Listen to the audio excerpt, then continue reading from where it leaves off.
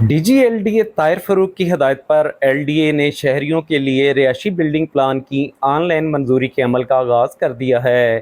LDA citizen facilitation centre one window cell پر رہائشی نقشے آن لائن جمع کرانے کا آغاز کیا گیا ہے۔ LDA ای خدمت سینٹر نے نجی اسکیموں کے 12 نقشے آن لائن موصول کر لیے۔ آن لائن موصول شدہ نقشہ کے چالان بھی جاری کر دیے گئے ہیں۔ پروسیسنگ کا عمل بھی آن لائن کیا جائے گا۔ DGLDA طاہر فروق نے ای خدمت centre per on line process کا جائزہ لیا۔ Chief town planner 2 Azhar Ali اور چیف ٹاؤن پلانر 1 اسدالزمان نے DGLDA کو بریفنگ دی۔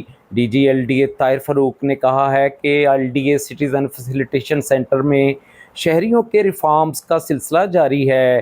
DGLDA طاہر فروق نے رہائشی بلڈنگ پلان کی منظوری کم سے کم وقت میں کرنے کی ہدایت کی۔ DGLD طاہر فروق نے کہا کہ آن لائن نقشوں کی منظوری کے عمل کو فروغ دیا جائے گا۔ فزیکل نقشوں کی وصولی و منظوری کے سسٹم کو جلد ختم کر دیا جائے گا۔ DGLDA نے سٹیزن فیسیلیٹیشن سینٹر میں موصول کی گئی یومیہ درخواستوں کا بھی جائزہ لیا۔ DGLDA نے سٹیزن فیسیلیٹیشن سینٹر میں آئے اوورسیز پاکستانی سے مسائل بارے دریافت کیا۔